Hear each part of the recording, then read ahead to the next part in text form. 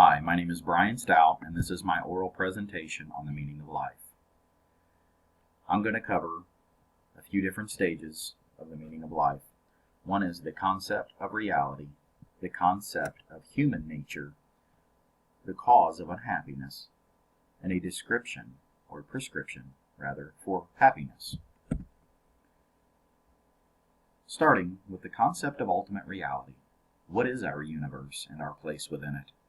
How did we come to exist? Why do we exist? Is there a God? Is it just chance? Is there a divine plan? Or is there a lot to the Big Bang Theory?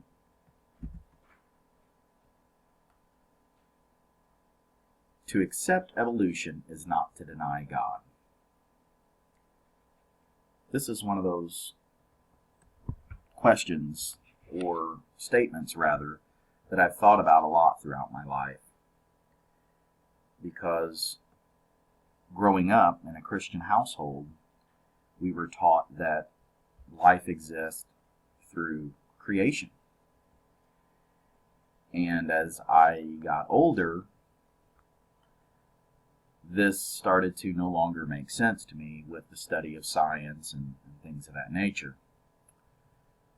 However, as I evolved mentally, I came to accept that both can exist. Both the evolution of life as well as the creation of life can exist together. So for me, that was really important. But ultimately, I believe that the Big Bang created life. I do not accept that God created life, but I cannot deny his possible existence. We are a part of our world due to evolution. We are made of the same matter, so all life is connected. Our life on earth is our existence, and after death, our soul remains. And to go into that just a little bit, I believe that our soul remains because our life here on earth, as we connect with people and as we build lifelong relationships with people, when we pass on a bit of ourselves and a bit of our souls, whether it's through our relationships, through our public works. We do remain and we do continue to exist here on earth. Moving on to the concept of human nature. As humans, who are we? As a society, who are we? And what is the human condition? I have always been very fascinated by human nature, essentially why we do what we do. And I think that when you start looking at different cultures, different units of society, then you can start looking at why we do what we do. And I think you could use why we do what we do and look how it affects the people around us.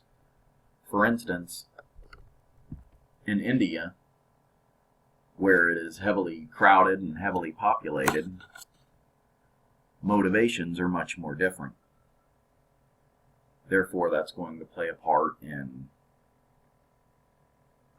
where we work, what we drive, how we drive.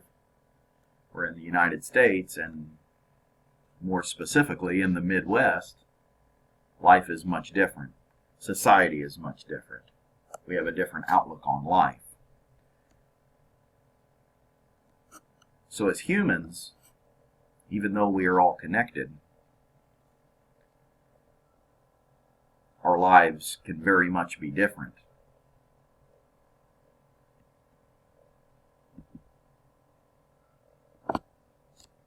Now when we talk about moral compass with an evolutionary change, we are responsible for our actions. We form our morality of what is right or wrong, often influenced by our personal thoughts, upbringing, and societal shifts. Therefore, I believe that right and wrong is relative. As I said before, I grew up in a Christian home. However, it oftentimes seemed to me that the line of right and wrong was blurred. As an adult, I don't feel like it is as blurry. I think that we create a moral compass for ourselves, oftentimes based on how we were raised. However, that in and itself can be wrong. I often think about things that I've done, words that I've said, and my personal thoughts that have shaped my moral compass.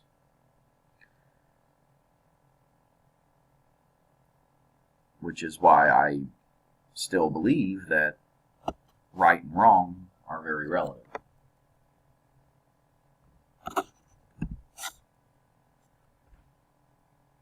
Going on to talk about the diagnosis of causes of unhappiness and dissatisfaction. What is the defect within human beings that continually harms or upsets life and society?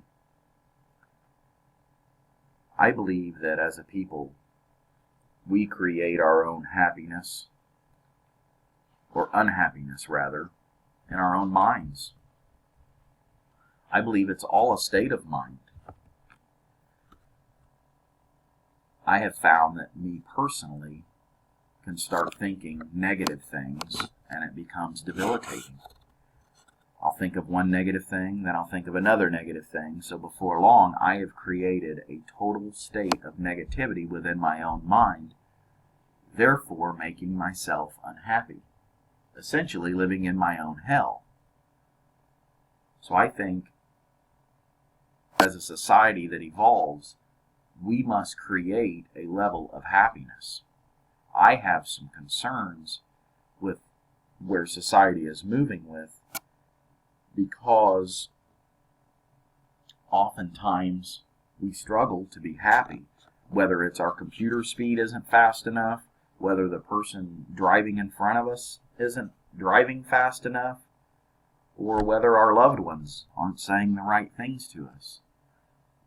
We've created a society where we're impatient, we don't stop to appreciate things. Therefore, I think we've greatly contributed to unhappiness and dissatisfaction. But I feel like the diagnosis is simple. We must learn to connect with people again on a more elementary level. Take time out and slow down. This goes into the evolution, is a positive and a negative. Our unhappiness is the task of dealing with our mental, physical, emotional, and sometimes spiritual changes throughout our existence. When I think about this, I think about where I was at spiritually when I was a teenager versus where I'm at spiritually now. And though it has evolved, whether it's a higher level of thinking or whether it's the fact that I have a wife and kids now.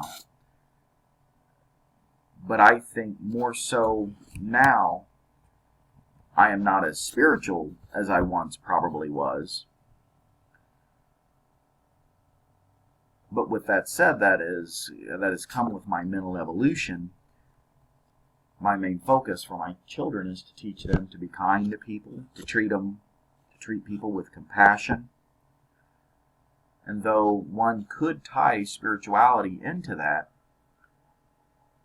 as an adult, I have found that it is not necessary to tie spirituality in with treating others good, being in a good personal, physical, mental state. So that's a unique, tough question. For some people, it's black and white. For me, it is not black and white, because I think to make it black and white no longer considers evolution to be both positive and negative. Now, the prescription for attaining a fulfilling and happy life could probably be dated, could go back 5,000 years. Because as human beings, how can we create our happy life? What ways and means will guide us to true happiness? For me, creating a happy life is simply a state of mind. It may sound harsh, but I've said many times before, somewhere in California or some other gorgeous area, there is a millionaire contemplating suicide. So it makes me think that our happy life doesn't matter where we're at, it matters our state of mind. So therefore, true happiness is being able to be content with your own disposition in life. If you want to make more money, you need to work towards getting a better job. If you want better behaved children, you need to be a better disciplinarian. It's those small steps. I don't feel like there is one prescription to give you a fulfilling and happy life.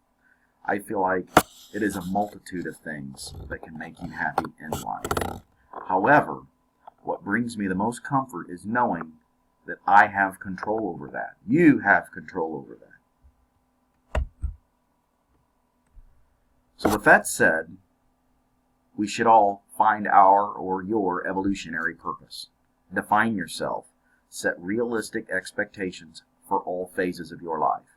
Accept that you will continually evolve mentally, physically, emotionally, and spiritually. Happiness yesterday is not your happiness today and will not be your happiness tomorrow. So go out there, work as hard as you can, create a better mental state for yourself. And as a friend once told me, you have a choice. You can be a fountain or you can be a drain. Don't be a drain.